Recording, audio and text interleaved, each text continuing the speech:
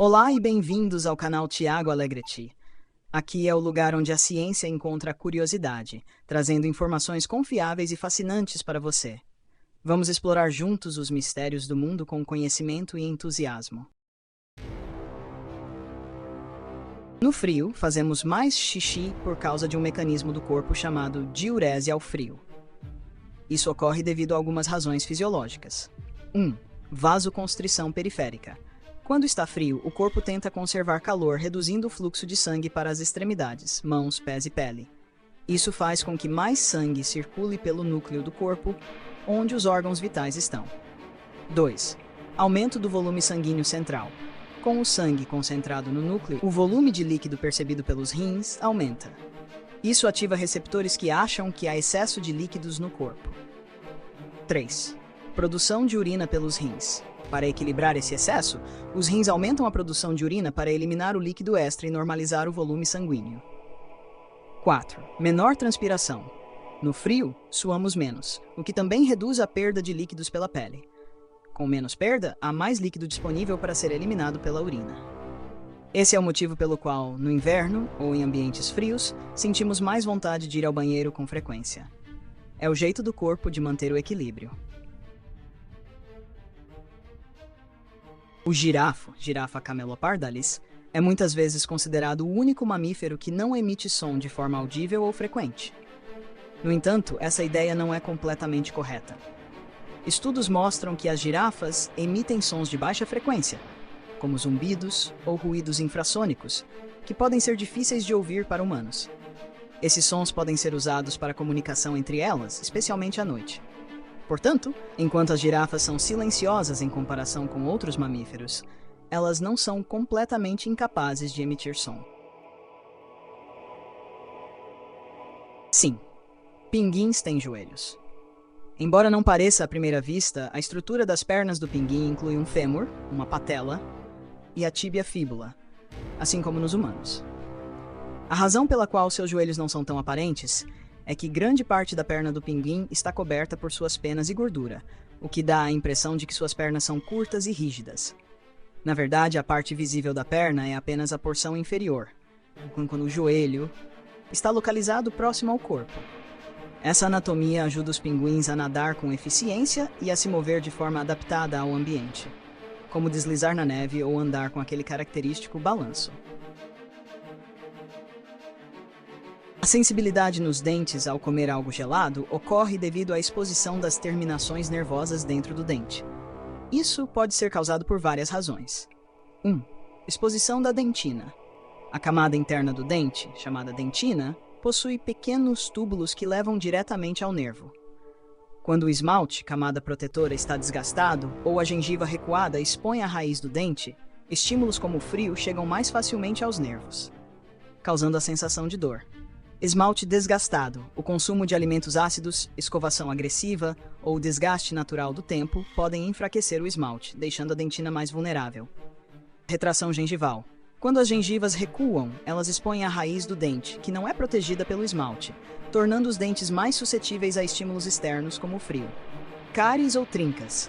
Cavidades causadas por cáries ou rachaduras no dente permitem que o frio atinja diretamente o interior do dente, ativando os nervos. Tratamentos dentários recentes. Procedimentos como clareamento, restaurações ou tratamentos de canal podem deixar os dentes temporariamente sensíveis. Essa dor é geralmente transitória e ocorre porque os nervos nos dentes reagem rapidamente a mudanças de temperatura. Para aliviar ou evitar o problema, recomenda-se usar cremes dentais para dentes sensíveis, escovar suavemente e procurar um dentista para identificar e tratar a causa subjacente.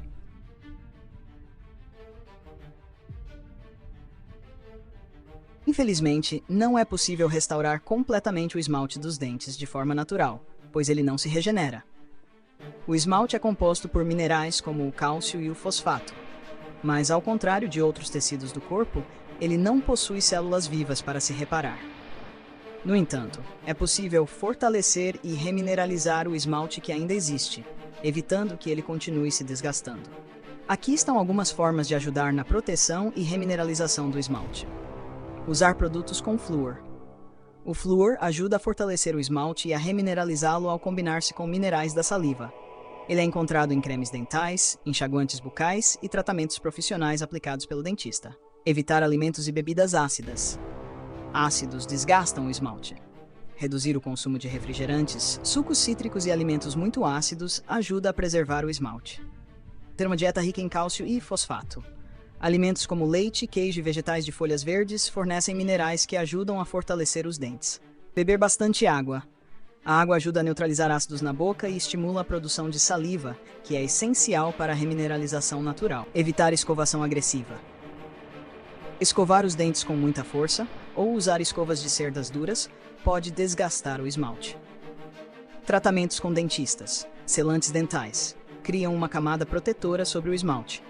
Vernizes de flúor, aplicados pelo dentista para fornecer proteção extra e ajudar na remineralização. Restaurações ou coroas. Em casos de desgaste severo, os dentistas podem recomendar tratamentos para substituir ou proteger o esmalte perdido. Embora o esmalte não se regenere, adotar essas práticas pode proteger os dentes de danos futuros e fortalecer as partes que ainda estão intactas.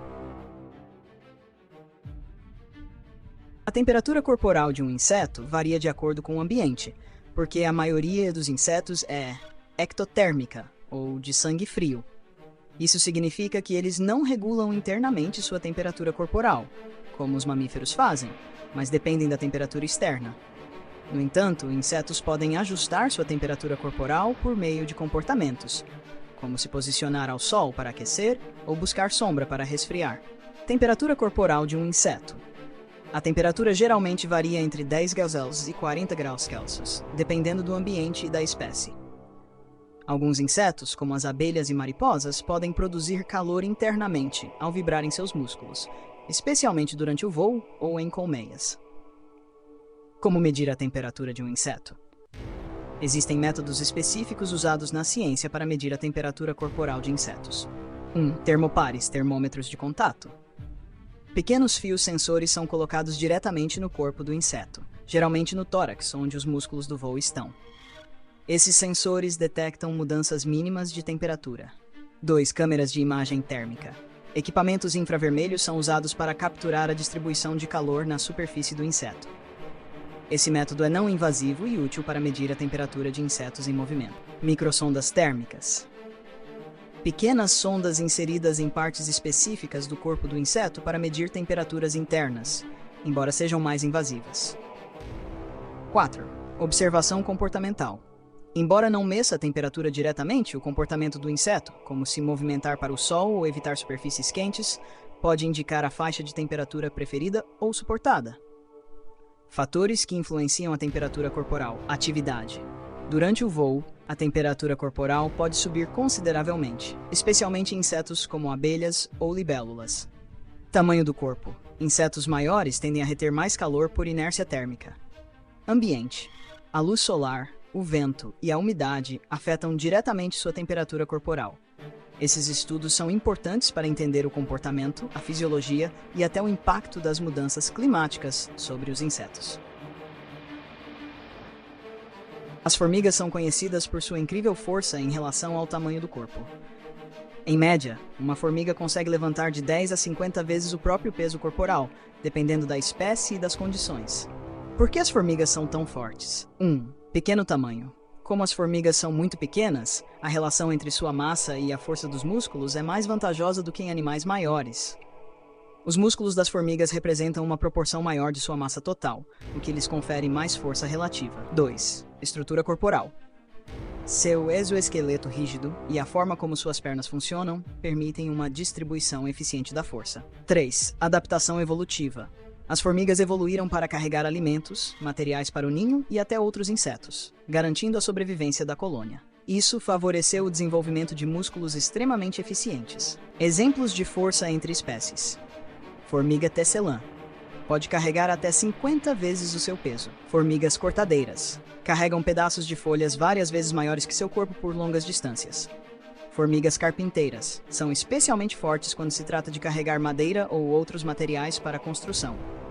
A força desproporcional das formigas é um exemplo fascinante de como a física e a biologia interagem em seres pequenos. E esse foi o vídeo de hoje.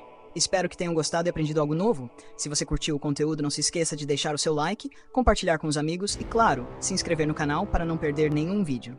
Ative o sininho para receber as notificações e ficar sempre por dentro das novidades. Muito obrigado por assistir e até o próximo vídeo.